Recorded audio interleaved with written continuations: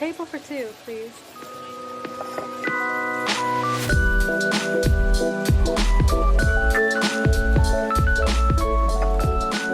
Hello! My name is Viveka. And my name's Amy. And welcome back to Table for Two. So today we are going to test our moral compasses in a set of moral and ethical dilemmas.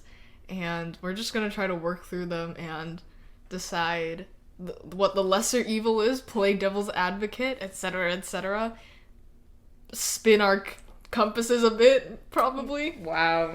So we're taking our questions from Icebreaker Ideas, which we will link in the episode credits. Mm-hmm. But yes, let's get started. So first, what do we think of our moral compasses? So, I think my moral compass is it's definitely there. I do have pretty solid morals, but it also gets a little weak and it gets skewed easily from others' influence. And just in a lot of conflicts or disagreements, it's hard for me to pick sides, especially when the gray area is really large. So I just marinate in that gray area for a lot of stuff and just don't say anything. And I'm also terrible with these dilemmas, as a prefacing to the episode. I'm a little paranoid person. A little bit of a paranoid person. And when presented with the trolley problem in 8th grade, because we watched a TED Talk over it and the whole class discussed it, I lost sleep thinking about that for a whole week. I was like, oh my god, I don't want to kill 4 people. I don't want to kill 1 person either. Yeah, the trolley problem's the classic one. So I actually don't know. I'm pretty sure I heard it somewhere, but yeah, basically it's there's a trolley. It splits 2 tracks. You have a lever that can change what track the trolley goes on. So right now, the trolley is headed... There's 2... Okay, who's on one track and who's on the other track? Okay, so right now, the trolley is set to hit 4 people. Okay. But you can change the thing to... You can change the track of the trolley to go to the track with only 1 person. And, assuming that they're all tied down or something, they can't get off the track. So either you do nothing and let 4 people die, or you make a conscious choice to kill 1 person to save 4. So it's the weight of a life, the weight of your decision, So that's why it's a dilemma. Because there's no clear right or wrong there's answer. One that's this dude is he can't get a job and he's on the brink of death. He's super malnourished and whatever. Oh. Okay?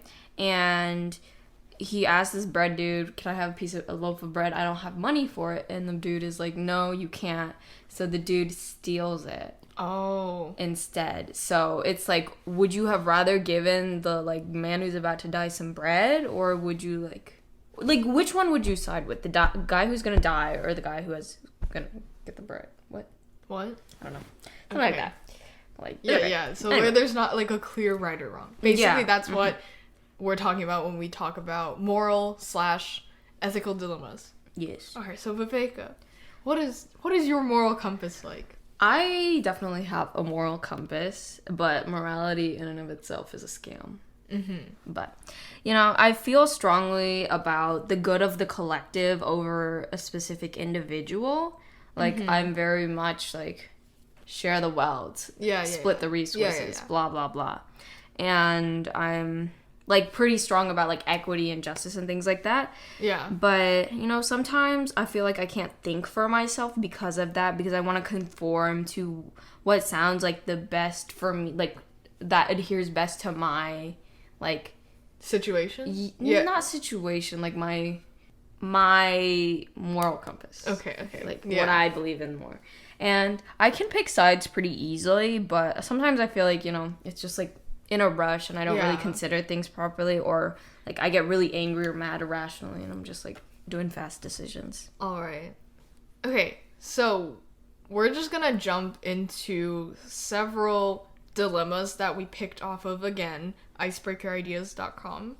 And yeah, so number 1 is titled The Unfaithful Friend. You go out with your husband for dinner at a new restaurant you have not frequented before. It is in a part of town you rarely visit. You're shocked to see that your friend's spouse having dinner with a very young and attractive person. From the way they are behaving, it is obvious they are more than friends. The couple finish their meal and leave without seeing you. They behave very affectionately on the way out the door. You have two choices. Tell your friend, knowing you will probably not be believed and that it might ruin your friendship, or you can say nothing about seeing the couple as it is none of your business. They may even have an open relationship. Okay, and we will also, like, consider whatever we would do outside of these two options. But, like, okay. Hit it. Alright, so I would tell my friend. Because, like, I've seen and read about so many situations where it's, like, the friend doesn't believe the person who tells them at the beginning, but then it actually is true. And then they're, like, they come back and they're, like, I'm so sorry. Have you watched Never Have I Ever Season 2? I have not. I forgot her name. Not Fabiola, not Davy, but her. She, like, her, Davy and Fabiola find out, like, her boyfriend is cheating on her, and they, like, show her the evidence, and she's like, no, oh my god, and then she, like, confronts her boyfriend, and then her boyfriend's like, no, you just misunderstood, and then she, like, you know, gets mad at her friend, but in the end, he actually was cheating on her. Spoilers! I think, like, even though there's the possibility of, like, open relationship, then I guess I'd preface the whole I saw your husband thing by saying, like, hey, do you guys have, like, an open relationship? Like, just asking. I don't know how, like, I'd make that mundane or anything, because even if I asked them and they were like, yes, and it was like, oh, okay, I would just have to say, like, oh, okay, I just saw your husband with somebody at a restaurant, and I just wanted to, like, let you know. I don't want to jump to conclusions or whatever. Yeah, like, I know this is, like, a pretty, like, heavy topic, but I don't know if, like, a friendship would end over it. I don't think so. Like, if it's an open friendship, if it's an open relationship, like, I mean, if that's, like, something you don't know, because, like, they didn't tell you. Like, for example, if, like, you were in an open relationship, I feel like that's something I would know, because, like, that's a big part of you. Yeah. But, like, if you're a distant friend, I mean, I don't... Yeah. Yeah, this depends, like, how close friends you are, because I'm gonna assume that, like, people are gonna tell you, like, oh, yeah, we're in an open relationship. Yeah. Like, people will, like, set that as their relationship status. Yeah. Knowing you will probably not be believed, that's, like... Okay. I understand, like, why the friend may not believe you, because it's, like, such a hit to the relationship, and it's, like, are you accusing my husband of not being faithful? But the thing is, like, because that's really hard to weigh, because it's, like, first off, you're, like, you want to listen to your friend, second off, you want to be loyal to your husband as well, and try to give him benefit of the doubt, so it's, like, you're trying to balance these two things at the same time. But... You're really marinating in the gray, aren't you? I am marinating in the gray, see what I mean? Okay, now it's time for me, the more decisive person, to explain my train of thought. So, first off, if I ever saw someone, like, you know, someone's husband being very chummy with another person, I would definitely be like, maybe it's just, like, friends, or, like, siblings, or cousins, or whatever. Yeah. But if they're, like, eating each other's lips off, you know, then I'll be like, probably not a sister. Yeah. You dig? So, I would definitely take pictures. Like, I would take a nice kaboom. Okay. Because, like, you need evidence. You can't really just go and be like, yeah, I saw your husband. Because then they'll be like, are you sure it was him? Oh, yeah. Why was he there? Okay, because people might accuse you of, like... like, following them or whatever. But, like, it was purely coincidental. Yeah. And, like, also, if my partner was there in the moment, like, second witness. Yeah. Backup. Yeah. And, like, they can vouch for me. Next, you would first ask, like, in general, are you, hey, like, you know what an open relationship is? Probably. Oh, yeah. Yeah, you'd, like, ask and be, like, very casual about it. But if they're like, no, I don't, no, then you'd be like, wha-bam. I saw your husband. Because, like, honestly, why would you do that in the first place? Like, why would you keep that from someone that you probably value a lot? Like, okay, if your partner was cheating on you, like, I'd be like, Amy, break it off right now. Yeah. Because, like, you have to look out for each other. Exactly. Yeah. And, like, I wouldn't want someone going around... Like, if someone saw my future partner with someone else, I'd be like, huh? Tell me. Yeah. Because, like, that's not a person I would like to spend my time with. Yeah, true. And obviously no hate to people who are in open relationships. Yeah, this is just, like, situation-wise. For closed relationships, that is a no-go. Yeah, plus, like, even if, like, they were just like, oh, yeah, we're in an open relationship, then you'd be just like, oh, yeah, I just saw your husband with somebody. I just wanted to, like, make sure. And, like, you know. Yeah. That's just you looking out for your friend. And if your friend gets mad at that. Which I also don't understand. Well, okay. Because, like, okay. If I was like, Amy, your partner's cheating on you, and you got mad at me, I'd be like, or like if you were like, no, you know, even despite the evidence and what you told me, like, I don't believe that. And like, then you like, or you consciously know that and you're just like, no, it's okay, I'm still gonna stay with them. It's like you are kind of under a cloud of like either manipulation or just like very clouded You need to judgment. respect yourself, you know? Like, that's not something you consented to, that's not something you're okay with. Snip, snip. Yeah. Yeah. Okay. Yeah, so I think we both agree on that. We would tell the person. Yeah. All right. Number 2, the sarcastic friend. All right. So in this scenario, your friend has a great sense of humor. However, sometimes his jokes involve making fun of others in inappropriate ways. He will point out a physical flaw or look for something odd or different about a person and make an unkind comment. You feel uncomfortable when your friend does this. Do you say something or just laugh along with him? Okay, I think there's a pretty clear answer to this. I definitely, like, call him out on it. I would definitely say something. You know, I feel like definitely when I was a pushover, like back in 9th grade, 8th grade-ish, like I would let this type of stuff slide because I was like, no, it'll ruin the mood, like people will get mad at me, blah, blah, blah. But like, no. Yeah, like, you're being offhanded. You are being judgmental and like, you're just talking smack. You can't do that. That's not fair to the other person. Imagine someone doing that to you. That's not something that you would appreciate. Yeah. And also, I don't like how this scenario starts with, your friend has a great sense of humor. Because if his sense of humor starts with that, then that's not humor at that point. That's just, like, being mean to people. Plus, like, if you, like, keep picking out somebody's quote-unquote flaws, even if they're not, like, something to be a flaw, something that shouldn't be seen as a flaw, you know what I mean? Okay. Okay, yeah. Okay. Let me rephrase that. Something that shouldn't be seen as a flaw or like shouldn't be like a negative thing, and then that guy just like keeps pointing it out or something. Like, that's just like, if you laugh along with this guy, it's just kind of cause in that case you're just, I know like in that case you're just trying to not upset that guy, but the thing is he's probably upsetting a lot of other people with his comments. Like, although they're not like paying attention to them, they might hear it, and it's like, also, if your humor is based on like dark humor or like insulting people or like just like taking a jab at another person, that's not humor. You have issues, get some help. Yeah. Like, I understand some dark humor, but then some of it, like, takes it to a whole nother level, and I'm like... You just take a step back and be like, wow. Yeah. Yeah, dark humor is, like, a very, thing that we're not gonna get into. Yeah.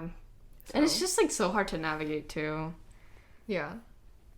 Alright. So I think we'd both call out that friend. And yeah. Definitely. We're not standing for that BS. Alright, so, number 3, it's called Third Strike. Your teenager has had a rough few years. First came an arrest for shoplifting. The item was of little value, so it was only a misdemeanor. Then your teen was with some friends who were smoking pot and driving too fast.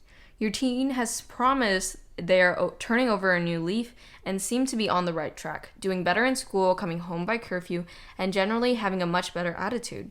Now you get a call from the local police station saying your son was with a group of kids who broke into a liquor store and stole beer. Do you go to the station and see how you can get your teen out of this jam, or let him accept whatever consequences befall him? Okay.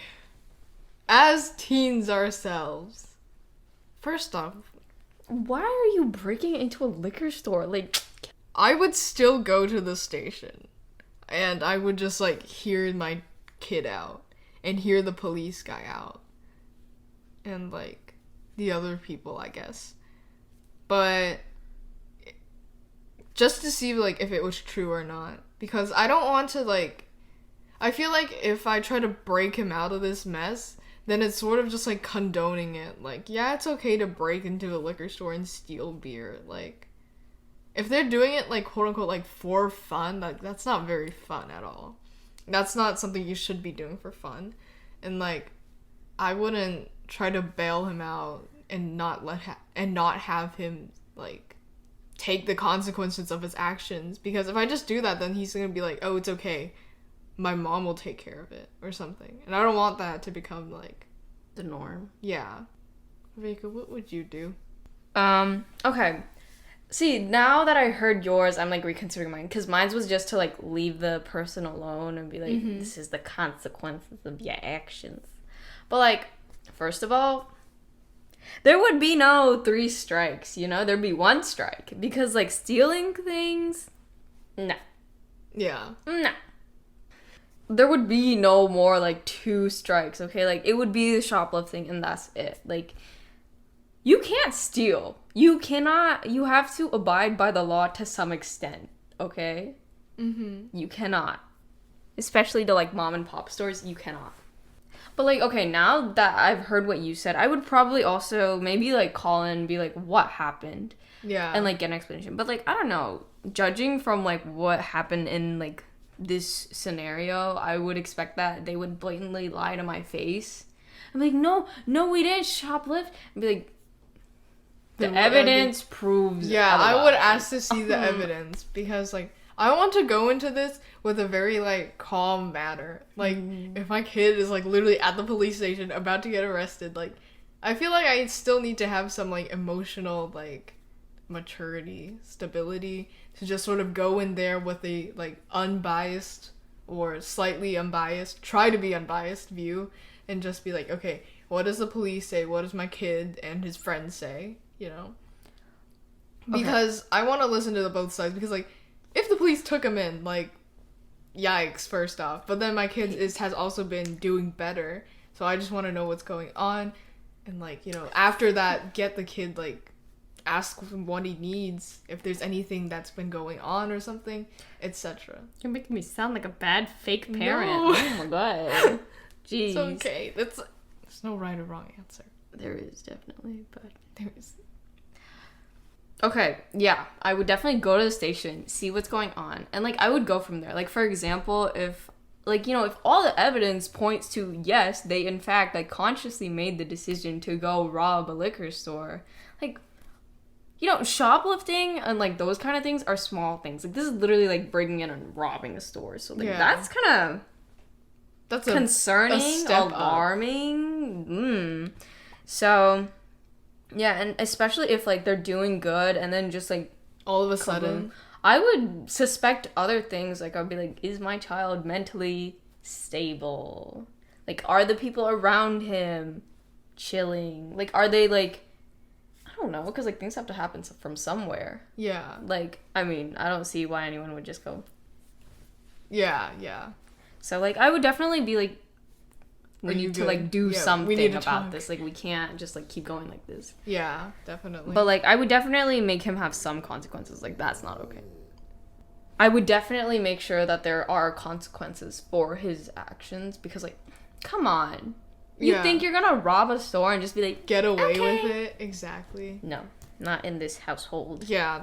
Like, there's definitely, like, I'm not just gonna but, like, get it out, get the teen out of this jam, like it says, because there definitely needs to be consequences for this. Like, you broke a law, so you're going to face the consequences of breaking said law. Because, like, at this point, it's, like, a legal matter. Yeah. So, like, I can't do anything about it. Moving on. So now these don't have a title, but I can make one up for you. What title are you making up for this one? Pigman. Okay. So, the substance for Pigman states, your friend has excitedly shared that she has a new love in her life. Unfortunately, you know the guy's a narcissistic player who only stays with a woman as long as he's getting what he wants from the relationship. Do you try to convince her to drop him or let her learn a lesson on her own? Okay, so I was the one that picked the questions for this episode, but, like, the first question and this question, I feel like, is something that I've experienced or I will experience, because these are like very common. Yeah. These things happen all the time. Although it seems like so obvious from an outsider perspective, like once you're in that relationship, I feel like your It's judgment more is nuanced. Yeah. Yeah, your judgment is clouded by love, as well as like you think this guy is like this and all this, because you see that it's not just like one faceted person, like there's multi, and you don't want to like break up with this guy because he also has like, oh, he has these qualities or something. Because although it seems like really easy to be like, oh yeah, that guy, he's a butthole, yeah, like right now in the moment, but then when you actually get with them, it's like your judgment is gonna be clouded. Yeah. That's why it's definitely like get a second opinion in these sorts of issues. Yeah, I feel like, okay, just like thumb rule, like if anyone is ever like looking to get into a relationship or like got into one brand new, like make sure you introduce that person to your friend, like a friend with good judgment, with good like stable boundaries, so that they can like make a good like judgment of that person. Because I feel like once again, like you're clouded by love, romance, so like you need to have someone who's like a complete outsider. Like I know you think that that's love, but he's blatantly like disrespecting you right now, so you cannot go into this, like, and, you know. Yeah, and this applies to like other relationships, like issues that arise within family, friends, etc. Of course, yeah. Like it's good to get an opinion of somebody who like hasn't met these people, so they can make a judgment based on just what they did, instead of you trying to make excuses for them, because your mind will try to make excuses for the person that did wrong. It's because, oh well, they were like, they're my family, they took care of me, or etc. But you know, even so, that doesn't condone the behavior. Yes. So I think definitely I would try to warn my friend that this isn't a good dude to be with, and that he's done this in the past, so like be careful. But like if she's like, oh, but he's the one, something, then I'd be like, okay, because in the end it's not my call to make. Although I would like my friend to, you know, be safe from this, but if she really insists on being with the guy, then there's really nothing I can do. Like, I've already done what I can. I can't force them to break up, you know, that's not my responsibility. That's true. Okay, so in this scenario, it's like you either convince her to drop him or let her learn her lesson on her own. I would definitely not do the second option, because that's kind of a terrible friend move, you know? Like, that's not something I would do. And, like, also, let's just say, I think everyone has had their fair share of, like, narcissistic guys. Like, we've seen these guys, like, walk around and, like, ruin women's lives by being like, it's over. You're not giving me what I need. Oh my gosh. But, like, you know, so I would definitely, like, try to show her, like, look, this dude is not treating you the way you should be treated. Like, you are better than this. You are way better than this. You need to get someone on your level, the very least. You know? Yeah. Because, like, that's a nuh-uh. If there's a narcissistic player after my friend and he continues to exhibit the same behavior of a player in that relationship, that's a no-go. Yeah. If you're like a narcissistic player turned lover boy, you know, we can make exceptions. But it's mostly the first choice. Yeah. Because after a while, people's true colors will start to show. And if, like, you can make a good judgment call on how that person is the longer that you're with them. Yeah. And this, again, goes for, like, all sorts of relationships. Familial, friendship, etc. Yes. And the last scenario, I will title Sad Doggy. Alright. Your neighbor leaves their dog out in all kinds of weather. The poor animal frequently looks like it is miserable. Sometimes it is out of water and seems to be fed rarely. Do you report what you think is happening or stay quiet? This breaks my heart. Because I literally saw this and I was like, no. Because, like, I have a dog now. I have a dog now, and like it's important that dogs are treated properly. I've seen my fair share of like families with dogs that don't treat their dogs or take care of their dogs properly. Yeah. Like pets in general. They're high maintenance. Like they are a like responsibility. They're like a child. Literally taking care of another child. So you definitely need to take care of them properly. If a dog is clearly being mistreated, not taken care of properly, left in the yard all the time, like on a chain, no. Yeah, especially like in all kinds of weather. I'm assuming this means like rain, snow, sun. Yeah, no. And like in this time, there are like 5 heat waves passing through North America. So if a dog is being left out in that kind of weather, then like, yeah, that dog is being mistreated. And for sure. Of course I would like to like observe a little bit more, but like at this point I'll take pictures and I'll be like, yo, I don't think this dog is being taken care of properly. Yeah, I would definitely call for like a welfare check or something like that for the dog before confronting. I can definitely be like, hey yo, I don't like, I would not try to confront the neighbor. Like, I mean, when I say confront, I mean like you were clearly and like calling to be like, I'm pretty sure this dog is not being taken care of. Yeah, I would like, I didn't, because the thing is, a lot of times the neighbors will get upset that like you immediately call the welfare check instead of like calling the neighbor first and asking. But like, okay, considering the scenario, if they told me the dog is miserable out in all kinds of weather, and like if the like neighbors are home too, like they're not on like a trip or anything like that. Even if they were on a trip, they should have given the dog to someone to take care of them. Yeah. Okay. Yeah. I think dogs' body language is like really evident. So, yeah. And if it's like out of water, fed rarely, then I'm gonna assume it's not on a good diet either. It's not. It's very malnourished. Like, if the dog is like looks visibly terrible, then like something is wrong, and I would definitely call someone to like come over and. Okay, maybe I will change up my thing, okay? Okay. First, I would go over to the neighbors and be like, hey, what's up? Can I come in for like a few minutes? And just like check it out for myself. Like sometimes like maybe they're having issues, who knows? Yeah. Like and be like, maybe I'm just misunderstanding things a lot and I'm just like not paying attention properly. I don't know.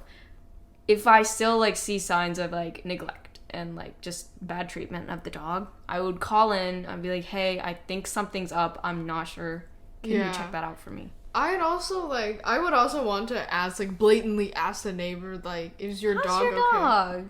Not like, how's your dog? I mean, be like, I would literally straight up say like, your dog, I've been like, I see him outside all the time and it's really hot out right now, or like I see that your dog is a lot of time out of food, or I see that your dog has not been looking so good lately while I've been gardening or something. I'd like blatantly like say it like that, and I ask them like, what's up? And like if they start like accusing me of like spying or like just like stalking, then I'd like assume something is up. But if they say like, oh, actually he just went to the vet a few days ago, or like he's a little bit sick right now, but we took him to the vet, etc., I'd be like, oh, okay, I see now.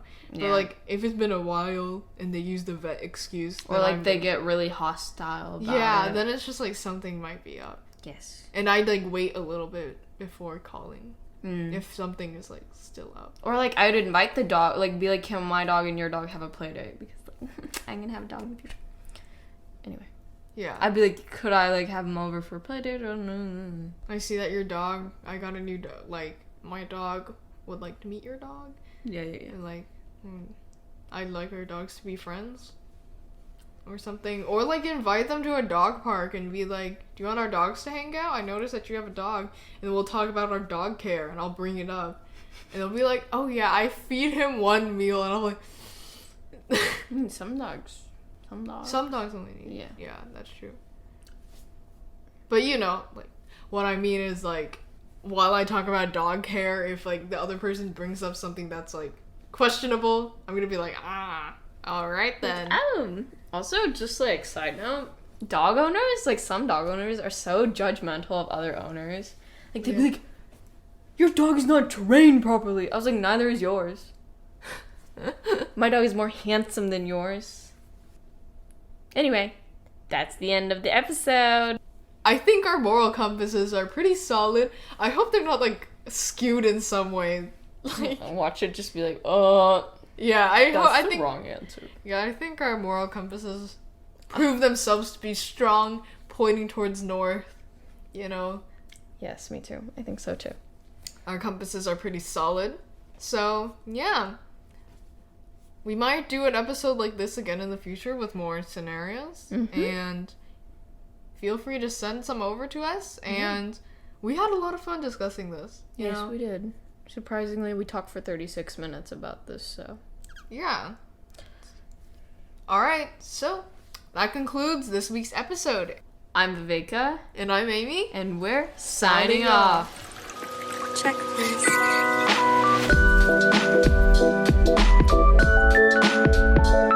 You can find our episode credits, contact/feedback forms, socials, and YouTube channel all at linktree.com/tablefor2pod, which you can find in our episode and Spotify bio. See you next Wednesday with a brand new episode.